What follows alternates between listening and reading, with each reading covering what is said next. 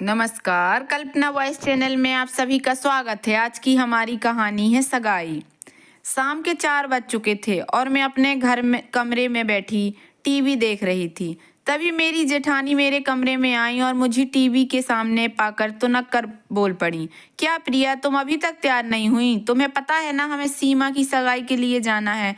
मैंने घड़ी की तरफ देखते हुए कहा, क्या भाभी, अभी तो सिर्फ 4 बजे हैं, अभी से क्या तैयार होना? तभी भाभी बोली, तुम्हें पता है सीमा का रिश्ता बहुत ऊंचे घराने में तय हुआ है, सब हाई प्रोफाइल वाले लोग हैं। मैंने अलसाते हुए कहा, तो क्या हुआ? मेरा असाधारण सा रवैया देख वे एक बार फिर मुझसे जोश भरने के लिए बोल पड़ी, सुना है एक से एक लोगों का आना होगा, मौसी जी के तो आज तेवर ही नहीं मिलेंगे, हमें भी अच्छे से बन ठन के जाना होगा। मैंने कहा, हाँ तो चलेंगे ना, हम क्या किन्हीं रईसों से कम हैं? मेरे यह सुनते ही वे अपने आप को हाई फाई महसूस करने लगीं और जल्दी तैयार होने का बोलकर अपने कमरे में चली गईं। मैं थोड़ी देर और टीवी के सामने पड़ी रही, फिर जाने के लिए तैयार होने लगी। तैयार होने के बाद कुछ पल के लिए मैं आईने के सामने बैठकर अपने आप को देखती रही और सोचने लगी कि आज सीमा कितनी खुश होगी। इस दिन का इंतजार हर लड़की और उसके परिवार को रहता है। आज मौसी जी की भी कितनी खुश होंगी कि आज उनकी बेटी का रिश्ता उनसे भी ऊंचे खानदान में और उनकी मर्जी से तय हुआ है। आज रिश्तेदारों और समाज के सामने मौसी जी अपने आप को किसी सिंहासन पर बैठी महारानी से कम महसूस नहीं करेंगी। यह सब सोचने में इतनी खो गई कि मुझे होश ही नहीं रहा कि मेरे मोबाइल की रिंगटोन से पूरा घर गूंज रहा है। जैसे ही मेरा ध्यान मोबाइल पर गया, उसमें अमित के नाम का मिस्ड कॉल अंकित हो रहा था। मैंने फोन हाथ में लिया तो वह पुनः बज उठा। मैंने हेलो कहते ही अमित बोलने लगे, प्रिया, तुम अभी तक तैयार नहीं हुई, जल्दी करो, यहाँ कार्यक्रम प्रारंभ होने वाला है, तुम्हारा और भाभी का सब इंतजार कर रहे हैं, जल्दी आ जाओ। मैंने कहा, हाँ बस हम आ ही रहे हैं। और ये कहते ही वे बोले, जल्दी आ जाओ, और हाँ, वो गुलाबी रंग की साड़ी पहन कर आना जो मैंने पिछले ही महीने अपनी शादी की सालगिरह पर लेकर आया था। यह सुनते ही मुझे हंसी आ गई और मैंने कहा, इतनी जल्दी जल्दी में भी तुम्हें यह कहना याद रहा? मेरे ये कहने पर वे बोले, अरे उसमें क्या है, तुम्हारा ख्याल तो मुझे हर पल रहता है।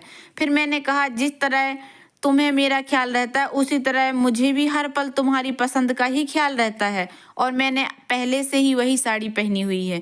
ये सुनते ही हम दोनों हंस पड़े। इतने में भाभी भी तैयार होकर आ गईं और मुझे देखकर बोली, क्या बात है प्रिया, तुम तो आज इतनी सुंदर लग रही हो कि वहां देवर जी का तुम्हें देखकर किसी और काम में दिल ही नहीं लगेगा। मैंने अपना चेहरा अपने दोनों हाथों से छिपाते हुए कहा, क्या भाभी, आप भी ना कोई मौका नहीं छोड़ती? और हम दोनों ही उस लम्हे का मजा लेते हुए सीमा की सगाई के लिए निकल गए। घर के बाकी लोग पहले ही समारोह की तैयारियों में हाथ बटाने के लिए चले गए थे। वहां पहुंचते ही वहां की चमक दमक देखकर भाभी इस तरह खुश हो रही थी मानो उन्हीं की सगाई का आयोजन किया गया हो। सभी रिश्तेदारों का अभिनंदन कर हम एक जगह जाकर बैठ गए। सभी तैयारियां हो चुकी थी और सब कार्यक्रम प्रारंभ होने का इंतजार कर रहे थे, लेकिन मेरी नजरें तो अमित को ढूंढ रही थी। इतना वक्त गुजर जाने के बाद भी जब मैं शादी से अपन पहले किसी भी रास्ते से होकर गुजरा करती थी, तब भी मेरी नजरों को हर तरफ अमित का ही इंतजार रहता था और आज भी उस इंतजार में कोई कमी ना थी। तभी सगाई का कार्यक्रम प्रारंभ हो गया, लेकिन जब तक अमित मुझे देखकर मेरी तारीफ न कर दें तब तक मेरा मन कहाँ लगने वाला था। सब कार्यक्रम को देखकर मैं मग्न थी। मैं भी सीमा को देखकर अपना समय याद कर रही थी कि तभी अमित एकदम से सामने आकर भाभी से बोले, भाभी, प्रिया को देखकर ऐसी इच्छा हो रही है कि एक बार फिर शादी कर लूं। यह सुनते ही मुझे राहत महसूस हुई और मैंने कहा, ये तुम इतनी देर से मैं तुम्हें ही देख रही थी। अमित बोले, और मैं तुम्हें ही देख रहा था कि तुम्हारी नजरें मुझे किस तरह हर तरह ढूंढ रही हैं। देखते ही देखते सगाई का कार्यक्रम समाप्ति की ओर बढ़ने लगा। पूरे कार्यक्रम के दौरान जहां सब लोग वहां की चकाचौंध और भव्यता में खोए हुए थे, वहीं दूसरी तरफ सीमा का दिल खुश नहीं लग रहा था। उसके चेहरे पर वो खुशी और आंखों में वो चमक दिख ही नहीं रही थी जो हर लड़की के चेहरे पर इस दिन होती है। वो चुपचाप सी अपनी नजरें नीचे किए खड़ी थी। वहां एकत्रित लोग बारी बारी से अपनी तस्वीरें निकलवा रहे थे। मैं और अमित भी तस्वीर निकलवाने लग तभी मैंने सीमा को अपने गले से लगा लिया। उनसे 2 पल के लिए मेरी आंखों में देखा, जैसे कि मुझसे कुछ कहना चाह रही हो। मैंने भी उनकी आंखों की नमी को पढ़ लिया था, लेकिन वक्त और माहौल देखना हो तो कुछ मुझसे कह पाई और ना ही मैं। पता नहीं क्यों, जब से मैंने सीमा की आंखों में नमी को महसूस किया था, मेरे मन में बेचैनी सी होने लगी थी और उस बेचैनी को दबाए मैं घर वापस आ गई। घर आकर जहाँ सब कार्यक्रम की व्यवस्था, लड़के वालों के रुतबे आदि बातों में मशगूल थे, वहीं मेरे सामने सीमा का वो चेहरा था जिस पर इन सब चीज़ों के होने के बाद भी खुशी नहीं थी। मैं वहां से उठकर अपने कमरे में चली गई। तभी अमित भी आ गए और कार्यक्रम की ही बातें करने लगे, लेकिन मेरा ध्यान न पाकर वे समझ गए कि मैं परेशान हूँ। तभी मेरे चेहरे पर अपने हाथ रख बोले, क्या हुआ प्रिया, मैं देख रहा हूँ तुम वहां भी परेशान थी, और अब घर आकर भी, क्या बात है? और बोली, आज भी तुम मेरी परेशानी को कितनी जल्दी पढ़ लेते। तभी अमित बोले, पढ़ कैसे नहीं पाऊंगा, आखिर मैंने आज तक अपने आप से ज्यादा तुम्हें जिया है। बताओ क्या परेशानी है। तभी मैंने सब कुछ उन्हें बता दिया। थोड़ा सोचने के बाद वे बोले कि अगर तुम्हें ऐसा कुछ महसूस हुआ है तो कुछ ना कुछ बात जरूर होगी, लेकिन हम क्या कर सकते हैं। सीमा की अब सगाई हो चुकी है, तुम ये सब नहीं सोचो, सब ठीक होगा। अगले दिन सुबह से ही मेरा किसी भी काम में मन नहीं लग रहा था। रह रह कर मेरी आंखों के सामने सीमा का वो चेहरा आ रहा था जो मुझसे कुछ कहना चाहता था। सारे काम छोड़ मैं मेरे कमरे की खिड़की के पास आकर बैठ गई। मन में एक ऐसा तूफान उठ रहा था जो शांत होने ही नहीं चाह रहा था। दिल को महसूस हो रहा था कि कहीं कुछ गलत हो रहा है। कहीं ना कहीं सीमा के रूप में मैं अपने आप को खड़ा पा रही थी। आज मेरी आंखों के सामने वही दिन आ गया था जिसके बारे में मैं कभी सोचना भी पसंद नहीं करती।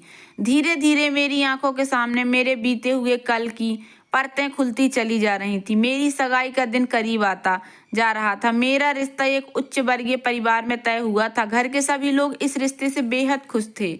सब बढ़ चढ़कर तैयारियों में लगे हुए थे, लेकिन मेरे मन में अपनी सगाई और शादी को लेकर कोई खुशी नहीं थी।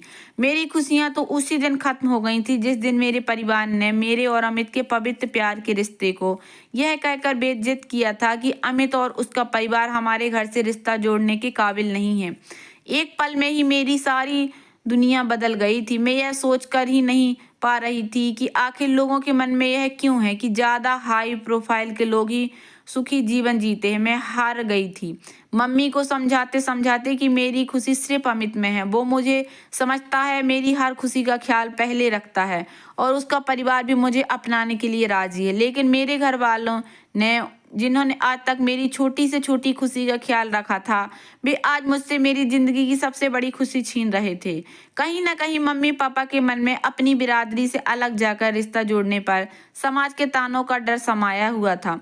लेकिन क्या किसी की खुशी इन तानों से बढ़कर होती है? मैंने भी अपने घर वालों की इज्जत की खातिर अपने 7 सालों के प्यार की तिलांजलि दे दी थी। अमित ने भी मेरे फैसले को स्वीकार करते हुए हमेशा खुश रहने का वादा कर मुझसे दूर हो गया। लेकिन हम दोनों ही जानते थे कि हम एक दूसरों के बिना खुश नहीं रह सकते। कई कई रातें मैंने बैठे आंसुओं के समंदर में काट दी थी। मुझ में अमित से जुदा होकर जीने की शक्ति तो थी, लेकिन किसी और के साथ जिंदगी के सफर को तय करने की शक्ति मुझ में नहीं थी। लेकिन कोई भी ये समझने को तैयार ही नहीं था। मुझे उन्हें मेरी खुशी से प्यारी समाज की खुशी की परवाह थी। देखते ही देखते सगाई का दिन भी आ गया। मेरे हाथों में मेहंदी लगाई जा रही थी, जिस पर रंग चढ़ने के लिए नए नए तरह के उपाय किए जा रहे थे। जब मेहंदी का रंग सामने आया तो उसमें उस रंग जैसी कोई रंगत नहीं थी जो हमेशा बिना किसी उपाय के मेरे हाथों पर अपने आप ही आ जाया करती थी।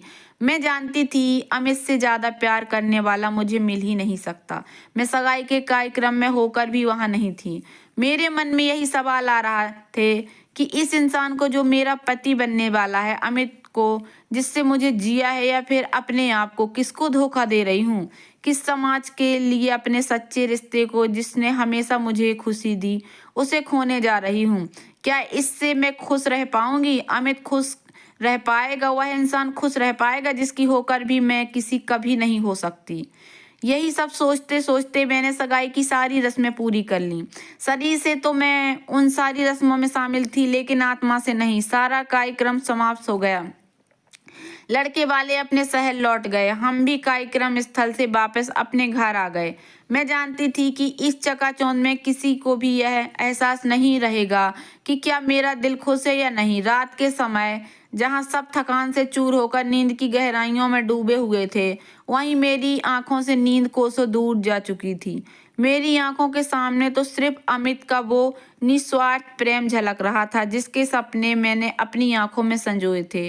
मुझे यह सब गलत लग रहा था। मैं उठकर खड़ी हो गई और सोचने लगी, झूठे रिश्तों के चलते मैं अपनी खुशियों को नहीं खो सकती। रही बात मम्मी पापा की, तो वे मेरे अपने हैं, मुझे जरूर समझेंगे। और मैंने अमित को फोन लगा दिया। शायद वह मेरे ही फोन का इंतजार कर रहा था, जो उसने एक ही घंटी पर फोन उठा लिया। उसके लिए प्रिया ही मैं अपने आप को रोक नहीं पाई। कहने लगी कि वह मुझे अपने साथ ले जाए, लेकिन वो मुझे लगातार समझा रहा था कि यह गलत है। मैंने कहा कि प्यार में कुछ गलत नहीं होता। अगर तुमने मुझसे सच्चा प्यार किया है तो मुझे ले जाए। यह सुनकर अमित मेरे सामने झुक गया और उस रात हम दोनों दूसरे शहर भाग गए। मुझे मेरी सहेलियों के द्वारा पता चला कि लोगों ने बहुत बातें की, तरह तरह के जलील करने की कोई कसर नहीं छोड़ी।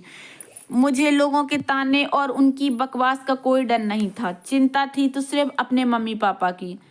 बार बार उनका चेहरा मेरे सामने आ रहा था। कुछ दिनों बाद ही पता चला कि जिस लड़के से मेरी सगाई हुई थी वह भी अपने घर वालों के दबाव में आकर मुझसे शादी कर रहा था, और वह भी किसी लड़की के साथ भाग गया है। कुछ समय बाद मैंने खुद पापा को फोन किया और माफी मांगते हुए रोने लगी। तभी मुझे चुप कराते हुए पापा बोले, नहीं प्रिया, इसमें तुम्हारी कोई गलती नहीं है। तुमने तो जो किया बिल्कुल सही किया। बच्चों के गलत कदम उठाने के पीछे कहीं ना कहीं हम माँ बाप भी जिम्मेदार होते हैं।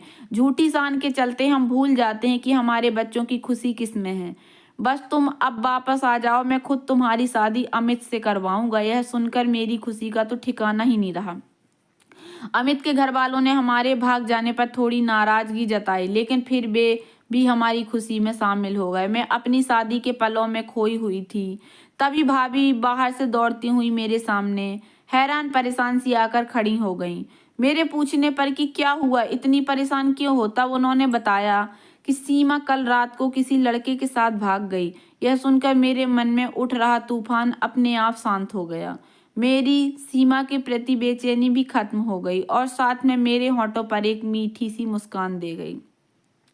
तो दोस्तों, कैसी लगी आप लोगों को मेरी ये छोटी सी कहानी? अगर कहानी पसंद आई हो तो प्लीज़ मेरे वीडियो को लाइक कर देना।